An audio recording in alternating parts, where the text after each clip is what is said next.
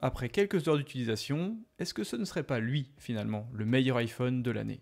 Bonjour à tous et bienvenue dans cette nouvelle vidéo. On se retrouve aujourd'hui pour parler de l'iPhone 16. Je vous ai présenté hier l'iPhone 16 Pro et l'iPhone 16 Pro Max. Nous allons parler aujourd'hui de l'entrée de gamme. Comme d'habitude, la vidéo de déballage est d'ores et déjà disponible sur ma chaîne YouTube dans la catégorie Short. Voici donc, mesdames et messieurs, l'iPhone 16, le smartphone le moins cher commercialisé cette année par Apple, je le rappelle, 969 €. Pour ce prix-là, on retrouve bien évidemment toujours le même form factor, c'est un écran de 6,1 pouces en technologie Super Retina XDR, c'est un écran qui est toujours excellent, une technologie OLED, une finesse d'affichage et une densité toujours excellente de 460 pixels par pouce, exactement le même score que sur la version Pro et Pro Max. C'est un écran qui est en plus compatible technologie HDR, il bénéficie également de la nouvelle protection Ceramic Shield de dernière génération comme ses grands frères.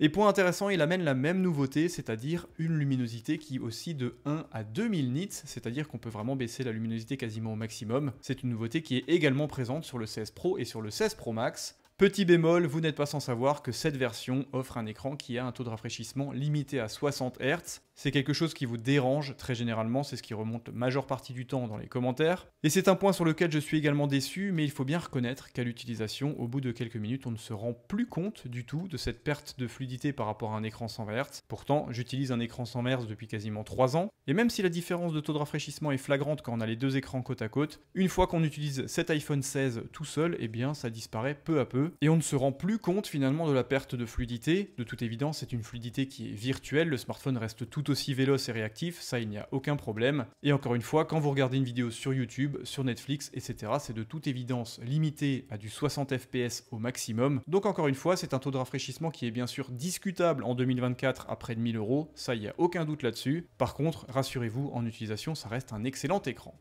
Au niveau des performances, on retrouve également une excellente mise à jour. Pour rappel, l'iPhone 15 tournait sur la puce A16 Bionic. Aujourd'hui, on retrouve une très bonne puce A18 très performante, ce qui en fait un smartphone très véloce et tout à fait apte à faire tourner toutes les technologies d'intelligence artificielle qui arriveront au fur et à mesure en France. Concernant la captation photo, eh bien c'est vraiment très bon sur ce smartphone. On retrouve en capteur principal un excellent capteur de 48 mégapixels couplé à une optique grand angle de 26 mm, un diaphragme très lumineux qui ouvre à f1.6 avec toujours une excellente stabilisation optique. Et bien sûr, grâce à cette forte définition, on peut également accéder à une focale virtuelle de 52 mm. Il y a en effet un crop sur le capteur qui permet de basculer sur du 12 mégapixels et générer virtuellement une focale de 52 mm plutôt intéressante pour simuler un zoom optique 2 fois. Et ce diaphragme qui ouvre à f1.6 permet vraiment de faire rentrer pas mal de lumière et d'éviter au smartphone de monter en ISO. Autre point intéressant, on retrouve également un nouveau capteur de 12 mégapixels pour la partie ultra grand angle, c'est une focale de 14 mm avec un diaphragme qui ouvre à f2.2. Pour rappel, sur l'iPhone 15, le diaphragme ouvrait à f2.4. On gagne encore un petit peu en luminosité, et les photos sont toujours aussi bonnes. Autre nouveauté sur la partie photo, l'iPhone 16 permet également aujourd'hui de réaliser des photographies macro d'excellente qualité, et il peut également, comme l'iPhone 16 Pro et 16 Pro Max, réaliser des photographies spatiales, qui permettront d'être visualisées bien sûr avec le casque d'Apple. C'est encore une fois une mise à jour intéressante sur ce produit. L'intégration et le positionnement des optiques a d'ailleurs évolué dans ce sens. Et point fort, ces deux optiques bénéficient en plus d'un nouveau traitement anti-reflet. Et bien sûr, la nouveauté principale, le fer de lance de Apple cette année, c'est ce modeste bouton commande caméra qui concerne l'iPhone 16 et l'iPhone 16 Pro. Donc encore une fois, moins de différence je trouve que les autres années entre les versions standard et les versions Pro. Néanmoins, mon avis sur le sujet reste inchangé par rapport à ce que j'ai pu vous dire lors de la présentation de l'iPhone 16 Pro et 16 Pro Max. Ce bouton a en effet très peu d'intérêt pour moi et son placement reste très discutable.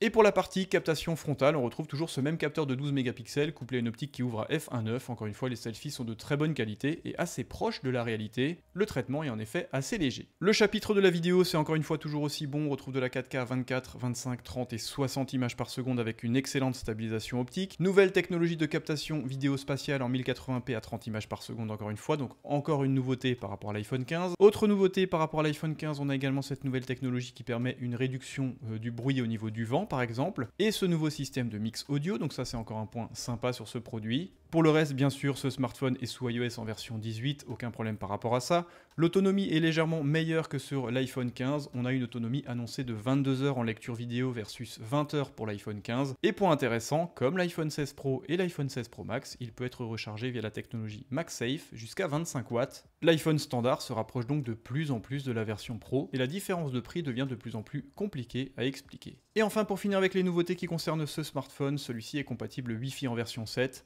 Pour rappel, l'iPhone 15 était limité à du Wi-Fi en version 6. Au niveau du design et du poids, ça reste vraiment très similaire à l'iPhone 15. C'est un produit qui pèse 170 grammes. L'iPhone 15 pesait 171 grammes, donc autant vous dire qu'il n'y a aucune différence. On est toujours sur un cadre en aluminium avec un dos en verre teinté dans la masse qui est vraiment très joli, notamment dans cette version bleue outre-mer. Voilà pour ma présentation de l'iPhone 16, à mon sens l'iPhone le plus intéressant en 2024. Il a profité quasiment de toutes les mises à jour avec une mise à jour de son processeur, même si celui-ci n'est pas aussi performant que sur la version Pro. Quoi qu'il en soit, il y a quand même un gap de performance par rapport à la puce A16 Bionic de l'ancienne génération. Une partie photo toujours aussi performante avec une mise à jour par rapport à la captation photographie spatiale. Une technologie de réduction du bruit du vent également très intéressante, l'ajout du mix audio, compatibilité MagSafe 25 watts, le Wi-Fi en version 7. Cet iPhone bénéficie également de la dernière protection Ceramic Shield. Bref, à mon sens, c'est vraiment un smartphone qui est parfait en 2024, en plus d'offrir un form factor plus compact que la version Pro, et son développement en aluminium en font un smartphone vraiment très léger.